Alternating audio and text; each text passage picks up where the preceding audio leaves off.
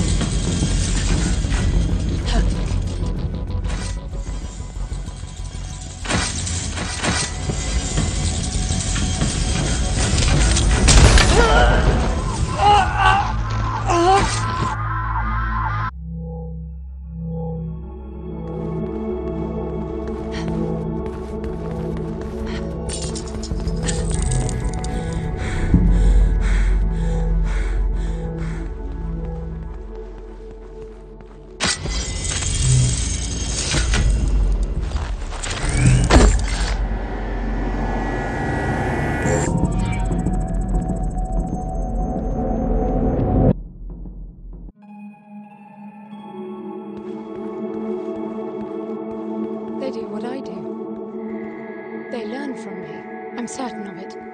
They can't cross the water, but after I've done it and a blackout has evolved them, they do it without hesitation. And you saw how they were trapped behind the doors, pacing to get to me, and after I opened a few and a blackout, it was second nature to them.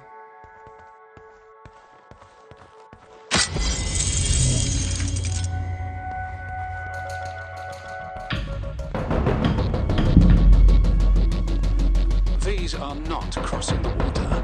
So much for your Great, have a drink. They stop doing what I.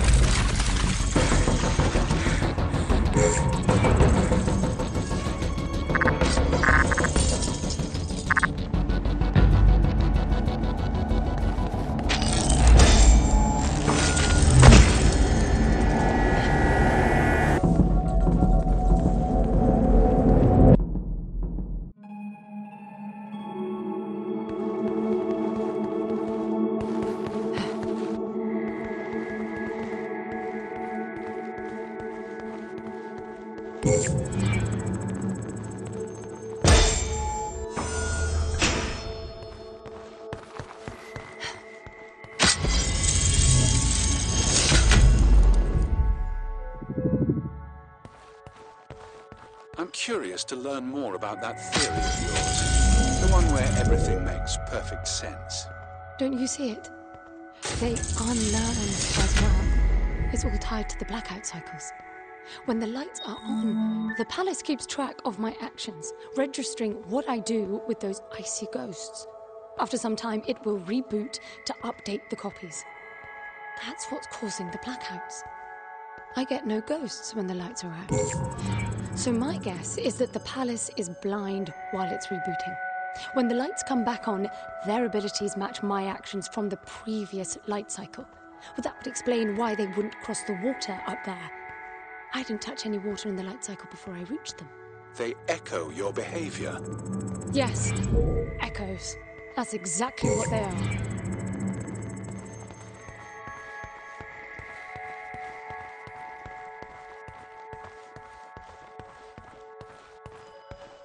Another airlock.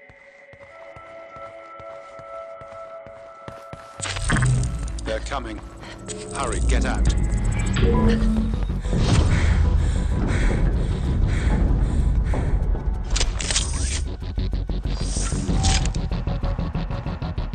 They all stopped. What are they doing? Never mind that, just get out.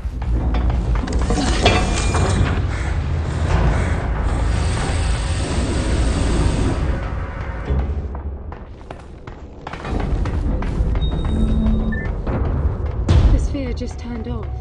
That means the echoes are not coming, right? You sound like naming them explains everything. To me, the logic of it all only makes the whole thing more absurd. Someone intentionally designed it to be this way. I expected there'd be some obstacles to getting Foster back. You were prepared for this? In your training, I mean? Gods no. Gramps did talk of great challenges and equally great rewards, but I doubt he knew this is what it meant. You admit he was wrong? Yes and no. I think he managed to find the words, but not their meaning.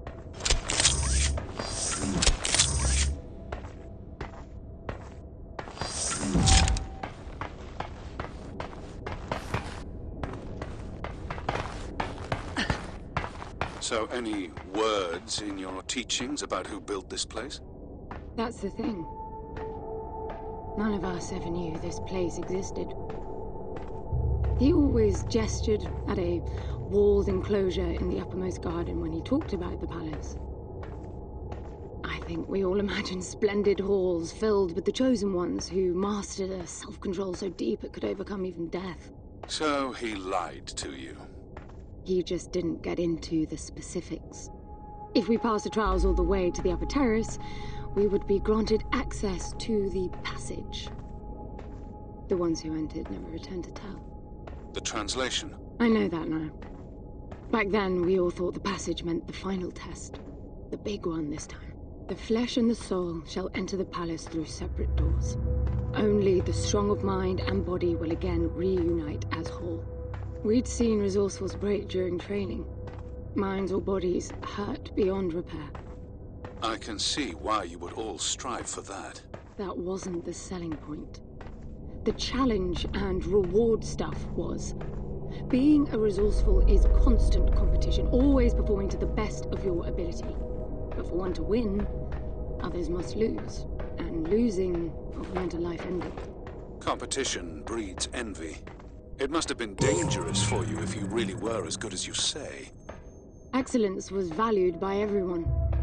The more formidable your competition, the more fruitful the exercise. In the end, everybody won.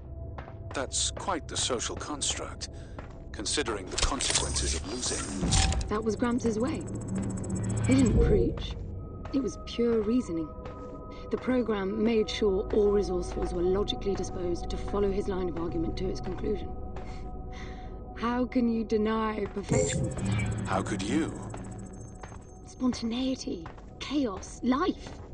That's how you prove yourself. Why spend eternity to make the best possible you? Potential without release.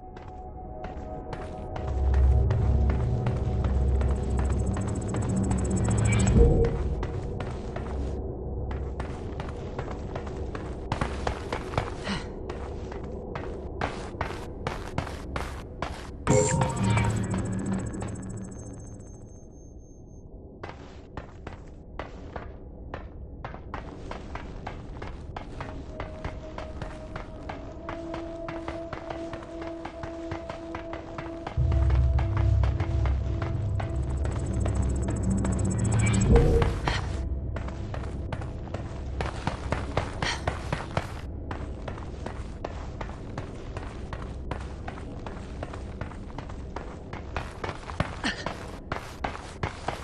inside, I guess. Anne, be careful. You're beginning to like me, are you?